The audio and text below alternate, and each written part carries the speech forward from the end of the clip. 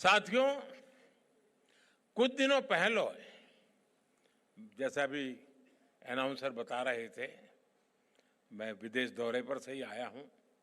मैं पेरिस में था और पेरिस तो फैशन कैपिटल के ऑफ वर्ल्ड कहा जाता है। इस यात्रा के दौरान विभिन्न मुद्दों पर दोनों देशों के बीच अहम साझेदारी हुई। हमारी चर्चा के मुख्य बिंदुओं में एनवायरमेंट और क्लाइमेट चेंज का विषय भी शामिल रहा। आज पूरी दुनिया सस्टेनेबल लाइफस्टाइल के महत्व को समझ रही है। फैशन वर्ल्ड भी इसके प्रभाव से अछूता नहीं है। आज दुनिया फैशन और एनवायरमेंट और फैशन फॉर एम्पावरमेंट के लिए इस विजन को अपना रही है। इस संबंध में भारत दुनिया को रास्ता दिखा रहा है। सस्टेनेबिलिटी हमेशा से भारतीय टेक्सटाइल की परंपरा का अभिन्न हिस्सा रहा है। हमारी khadi, tribal textiles, natural dyes का उपयोग, ये सभी सस्टेनेबल लाइफस्टाइल के ही उदाहरण है। अब भारत की पारंपरिक सस्टेनेबल टेक्निक्स को कटिंग एज टेक्नोलॉजी का साथ मिल रहा है।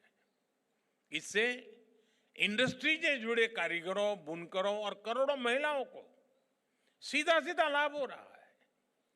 साथियों, मैं समझता हूं संसाधनों का पूरा उपयोग और कम से कम वेस्ट जनरेशन टेक्सटाइल इंडस्ट्री की पहचान बननी चाहिए। आज दुनिया में करोड़ों कपड़े हर महीने इस्तेमाल से बाहर हो जाते हैं। इनमें बहुत बड़ा हिस्सा फास्ट फैशन वेस्ट का होता है, यानी वो कपड़े जिन्हें फैशन या ट्रेड चेंज होने के कारण लोग पहनना छोड़ देते हैं।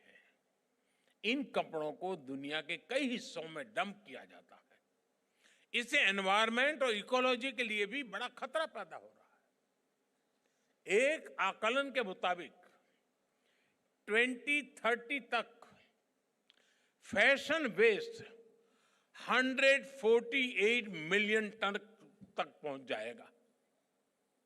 आज टेक्सटाइल वेस्ट का 1/4 हिस्सा भी रिसाइकल नहीं हो रहा है। हमारी टेक्सटाइल इंडस्ट्री इस चिंता को अवसर में बदल सकती है। आप में से अनेक साथी जानते हैं, हमारे भारत में टेक्सटाइल रिसाइकलिंग और खासकर अपसाइकलिंग का बहुत डाइवर्स ट्रेडिशनल स्किल मौजूद है। जैसे कि हमारे यहाँ पुराने या बचे हुए कपड़ों से दरिया बनाई जाती है।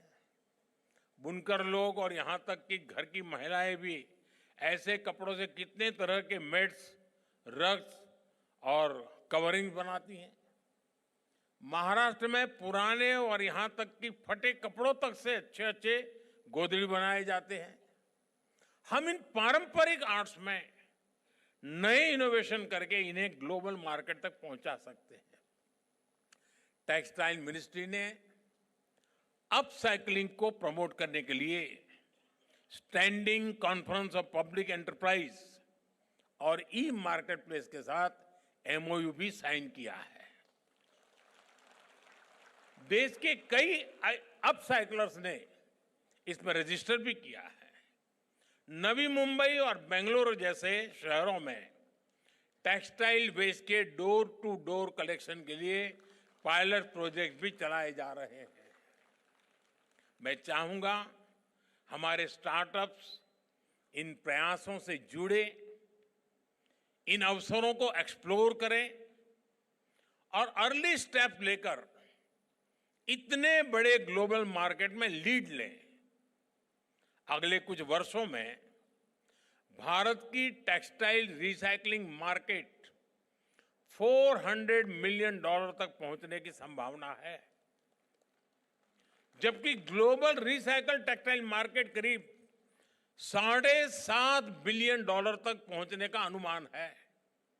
अगर हम सही दिशा में आगे बढ़ें तो भारत इसमें और बड़ा शेयर हासिल कर सकता है।